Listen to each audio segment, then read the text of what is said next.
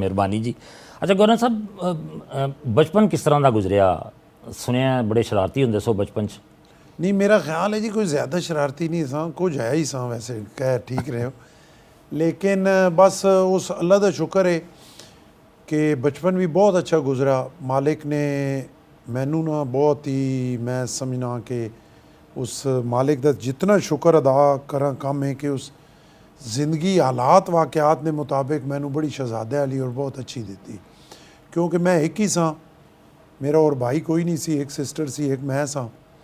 ते मेरी वालदा बड़ी मुहब्बत ना और बड़े प्रोटोकॉल ना मैनू पालिया सही। बचपन च भी, फिर उस तो बाद भी, फिर फैमिली, फिर बीवी बच्चे सारे ही मैनू बड़ा चाह के रखा। तो बचपन का कोई खास वाकया कोई बचपन का जड़ा याद होवे? बचपन के बहुत खास वाक़े आप क्योंकि मैं हॉस्टल च पढ़दा सा, किधरे किधरे घर आंदा सा। एक तो सब तो पहले वाक़या ये वे कि मैं जो मैंने हॉस्टल च कराया ने दाखिल थे, उस तो पहले मैं जिंदगी च इस ना सालन ना रोटी नहीं खाधी सी। मेरी वालदा मैनू, क्योंकि देहात एरिया सी, घर ना घी शक्कर दुध इन्हां चीज़ां ना ही वालदा खिलाते सन।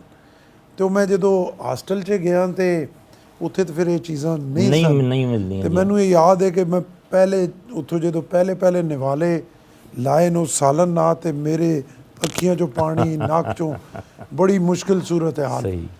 और जिस तरह मैं तुहानू कहा कि बड़ा लाडला तो लूड़ा मैनू पाले ने, तो शुरू च हॉस्टल च जाके बड़ी मुश्किलात।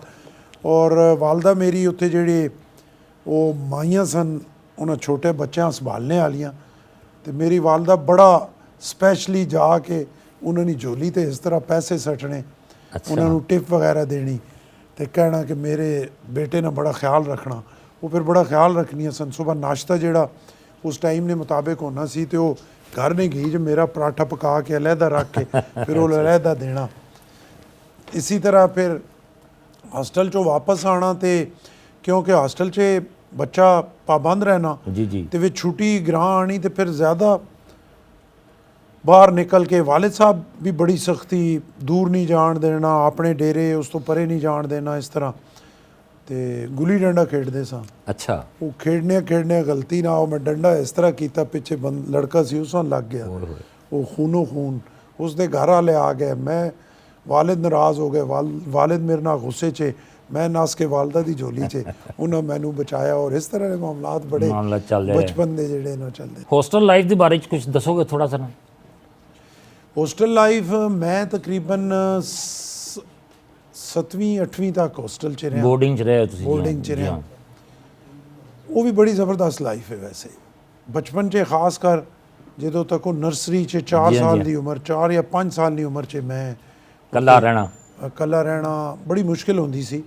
लेकिन वो बोर्डिंग दी दोस्ती, वो बोर्डिंग दा डिसिपलिन, इतने बजे उठना, इतने बजे नहाना, इतने बजे नाश्ते जाना, इतने बजे स्कूल जाना, स्कूल तो वापस इतने जाना, फिर कुरान पाक पढ़ना, फिर फलाना, और बड़ी एक डिसिपलिन लाई। और बोर्डिंग दी वजह तो बहुत सारी सपोर्ट मिलनी कि मैं बोर्डिंग दी वजह तो मैनू कोई परेशानी नहीं कि बाद च तमाम तार फैसिलिटीज़ होने ने बावजूद, आराम होने ने बावजूद मैनू फुटपाथ ते सहना पवे, मैं फुटपाथ ते सो जा सा। मैनू वाशरूम अच्छा ना मिले फिर भी यूज़ कर गई सा। मैनू बैड चंगा ना मिले तो मैं सराहना लैके किसी कोने ते लम्मा पै के, किसी सोफे ते लेट के, मतलब वो जी 8-10 साल की ट्रेनिंग है ना, वो फिर सारी जिंदगी काम आनी। बिल्कुल सही कि बहुत ज़्यादा वो उस तरह का टची या वो सूरत हाल नहीं, वो इंसान कुछ सिखाती है, सिखाती है कि। और यही वजह कि हुण गवर्नर बन के भी, मिनिस्टर बन के भी मैं उमरे ते गया, तो एक पूरा है सी बैच सी, पूरा ग्रुप सी जी। तो उस दौरान उन्होंने नहीं पता लगा कि मैं मिनिस्टर हाँ।